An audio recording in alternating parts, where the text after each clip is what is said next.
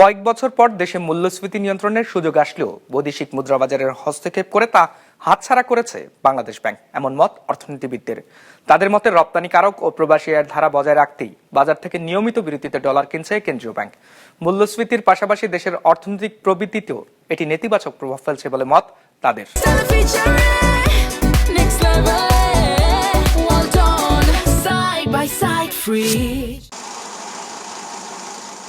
3 বছর আগেও দেশের বাজারের প্রতি ডলার বিক্রি হয়েছে 85 টাকা দরে।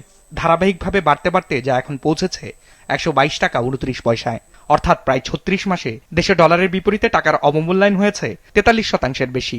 আর এই সময় সার, জ্বালানির দায় মেটানো ও টাকার অবমূল্যায়ন ঠেকাতে রিজার্ভ থেকে অন্তত 2,500 কোটি ডলার বিক্রি করেছে বাংলাদেশ ব্যাংক। মূলত চাহিদা অনুযায়ী বৈদেশিক মুদ্রার আয় না আসায় এমন অবস্থা তৈরি হয়েছিল। তবে গেল 1.5 বছর ধরে চাহিদার চেয়ে বেশি পরিমাণ প্রবাসী ও রপ্তানি আয় আসছে দেশে। ফলে আমদানি ও অন্যান্য বৈদেশিক দায় পরিশোধের পরও প্রতি মাসে দেশের ব্যাংকগুলোতে উদ্বৃত্ত থাকছে ডলার। এমন বাস্তবতায় বাজার থেকে ডলার কেনা শুরু করেছে বাংলাদেশ ব্যাংক। তথ্য বলছে চলতি অর্থ বছরের 13 জুলাই থেকে এখন পর্যন্ত দেশের ব্যাংকগুলো থেকে 266 কোটি ডলার কিনেছে বাংলাদেশ ব্যাংক।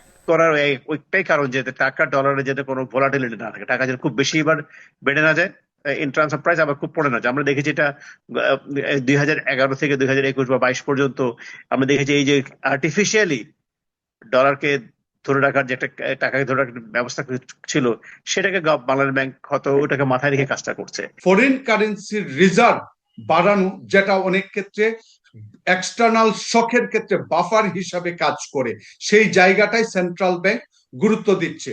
সেটা হচ্ছে আপনি আমাদের যে এক্সপোর্ট আর্নিংস, সেটা যেন কোনোভাবেই ক্ষতিগ্রস্ত না হয়। অর্থনীতিবিদরা বলছেন সাধারণত ডলারের যোগান বাড়লে সুযোগ তৈরি হয় টাকার মূল্য বৃদ্ধির। আর এটি নিশ্চিত করা গেলে কমানো সম্ভব আমদানি খরচ, যা মূল্যস্ফীতি কমাতে সহায়ক ভূমিকা রাখে।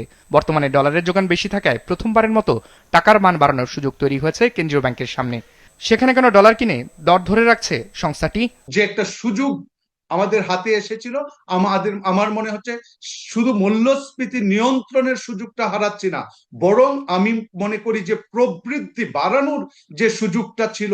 কারণ বাংলাদেশ মূলত আমদানির ক্ষেত্রে যদি চিন্তা করেন, কাঁচামাল, মধ্যবর্তী পণ্য, মেশিনারিজ, এই জায়গাগুলাতে বেশি আমদানি করে থাকে। অতএব সেই জায়গায় আমদানি যদি বাড়তো তাহলে আমাদের প্রবৃদ্ধি সহায়ক হতো।